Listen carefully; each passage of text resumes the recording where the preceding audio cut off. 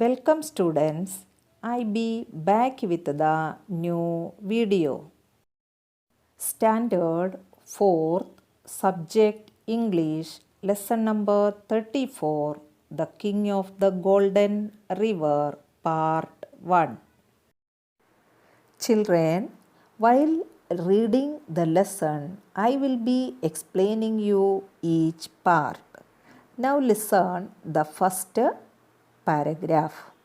Long ago, in the mountainous part of our country, there was a fertile valley. Yes, the mountainous part of the country, what was there? There was a fertile valley. And there were many waterfalls sleeping down the mountain tops, but not into the valley. Waterfalls are leaping from the mountain tops, but not into that valley. Then they all ran down the other side of the mountain. One of the falls was very high and shone like gold in the beams of evening sun.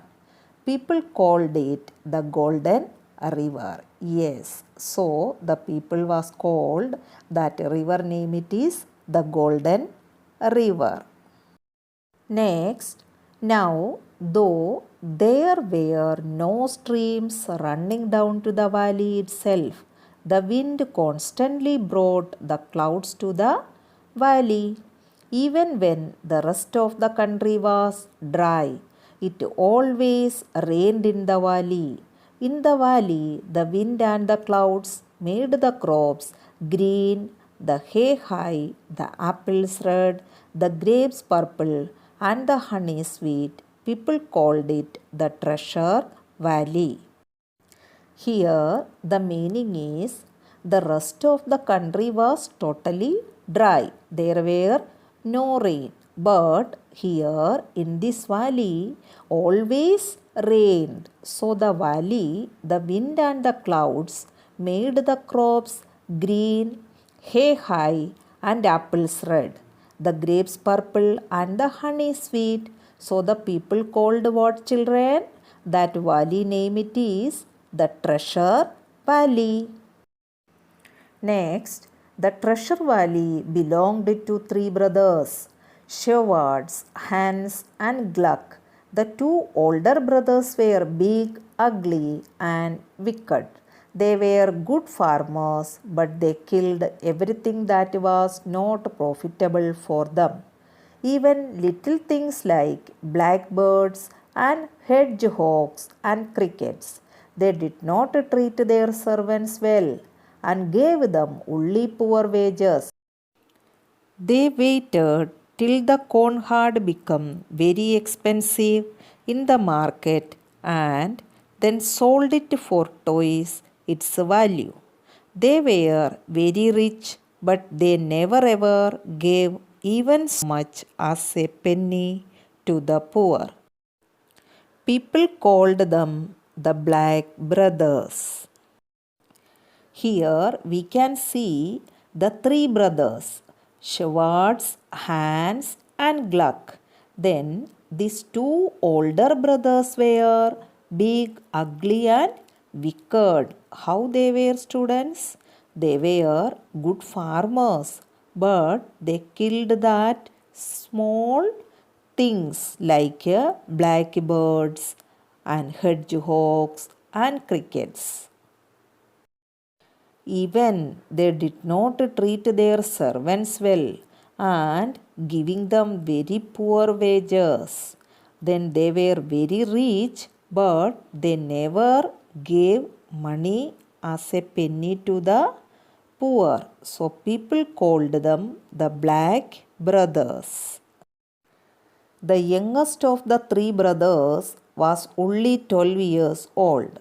He was just the opposite of his brothers.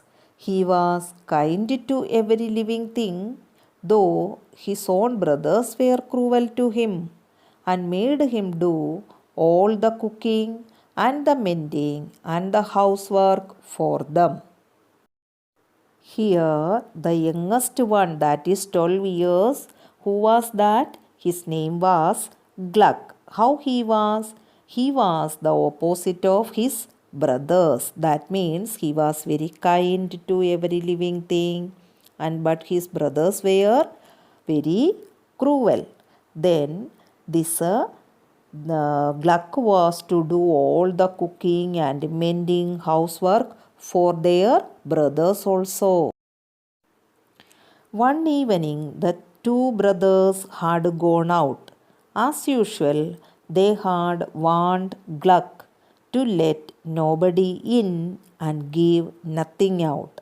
Gluck was to get their dinner ready for them. One evening, these two brothers had gone out. So, as usual means before also they were telling the same, like that means warning to Gluck, let nobody in and give nothing out. And this poor Gluck has to prepare the dinner also for his two brothers. It was raining very hard outside and the weather was very cold. Just then there was a double knock on the door. Gluck went to the window and put his head out to see who it was. He saw the most extraordinary looking gentleman standing at the door. Yes, children, Gluck was all alone at home. The day how it was, the raining was very hard outside and the weather was very cold also. Then on the door he heard one double knock. Who was that? One extraordinary gentleman was standing at the door. The strange visitor was very short, with a large nose, red cheeks, curly moustache, and merry twinkling eyes. He wore a conical cap as high as himself and a cloak 4 times as long. I am wet, let me in, said the stranger. See, children, how was the stranger looking? He was very short, but his nose was with a large nose and cheeks were red. Then his moustache was curly and his eyes were merry and twinkling. Then he wore the conical cap and the cloak 4 times as long. Then what the stranger said? I am wet, let me in. To whom he said? To the Gluck. Next, I beg pardon, sir, said Gluck.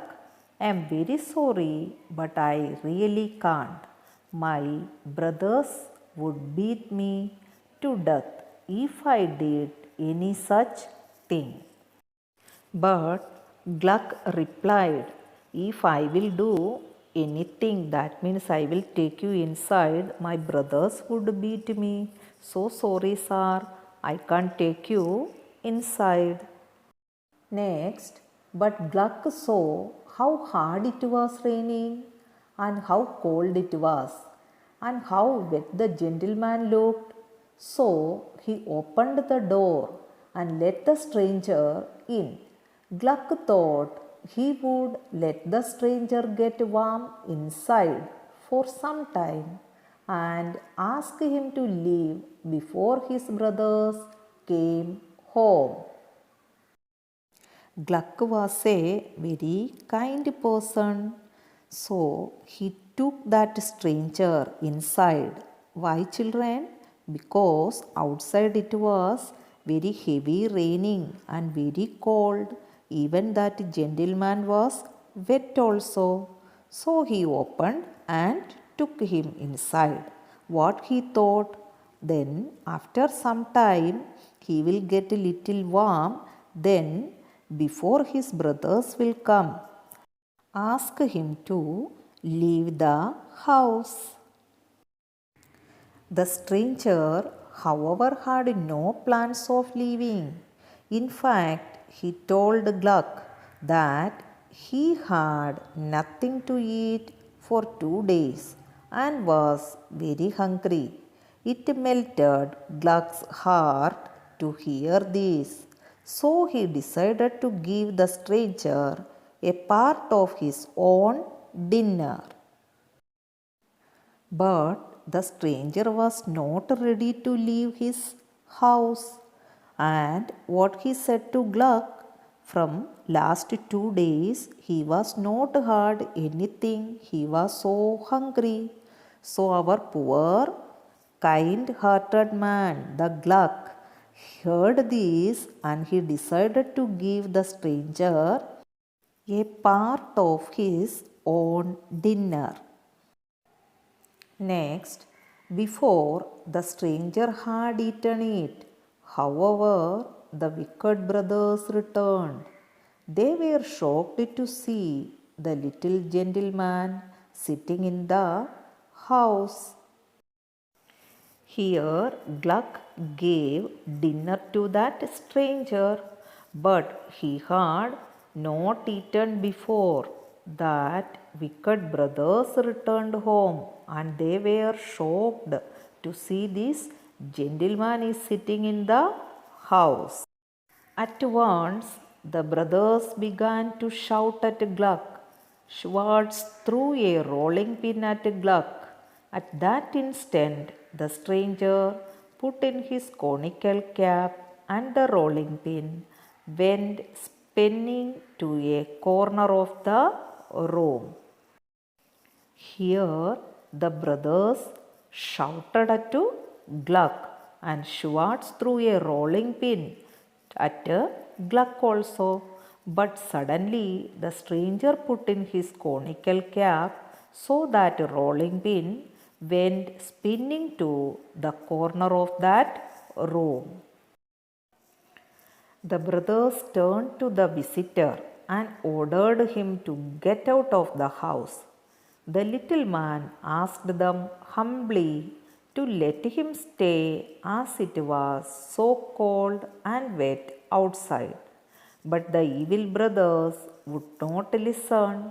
They rushed at the old man to throw him out of the house. To their surprise, they found that they could not touch him. Instead, they were themselves swept into the corner with the rolling pin. Here the wicked brothers ordered to that stranger to get out from their house. But that little man very humbly told them, "Please let me to stay here, because outside too much cold is there." But the evil brothers would not listen. They rushed at the old man and they tried to throw him out of the house. But surprise, what happened here? Even they can't touch that stranger, and instead of that, they themselves swept into the corner like that rolling pin. Then the old gentleman gathered his cloak and cap and said, "At 12 o'clock tonight I will call again. But since you have treated me so badly, it will be the last visit I pay you." Then he went away like a whirlwind. That night a big storm woke the brothers. It shook the house and blew away the roof. Once again the wicked brothers saw the strange visitor. He was sitting on a cloud, bobbing up and down. Here the gentleman gathered his cloak. It was 4 times as long, and his cap also. Then he said, "At 12 o'clock tonight I will call again. It will be last visit I pay you, because you treated me so badly." Then he went away like a whirlwind. The stranger went away like a whirlwind. In that night a big storm woke the brothers. Then it shook their house and blew away their roof also. Once again, the wicked brothers saw that strange visitor was sitting on a cloud. It was moving quickly. You may go to your brother's room. I have not damaged it, he told Hans and Schwartz. Remember, this is my last visit. You will find my card on the table. And with those words, he disappeared. Here, the strange man told to the wicked brothers, You may go to your brother's room, and I have not damaged it. And remember, this is my last visit. There you can find my card on the table. Then he disappeared. In the morning, the brothers saw from the window that the storm had swept away whole trees and crops from Treasure Valley. Everywhere they saw only red sand and grey mud. The valley was a picture of ruin. The brothers then crept into the kitchen. On the kitchen table there was a small white card. My dear children, you can see the card here. That is Southwest Wind a square. So the stranger was none other than who was that Southwest Wind a square. It was providing all the fertility, which was the reason the good crops from the Treasure Valley. Because of the bad behavior of these two brothers, the valley became infertile and the wind stopped. Now the valley was a picture of ruin. Everywhere they saw only red sand and grey mud. Meaning fertile, able to produce great crops, beams, raise, and next wages, the money that is paid for the work that a person does. Next, mending means repairing, and then cloak, a warm piece of clothing. Last word, bobbing, moving quickly. I hope you all enjoyed this story. Thank you.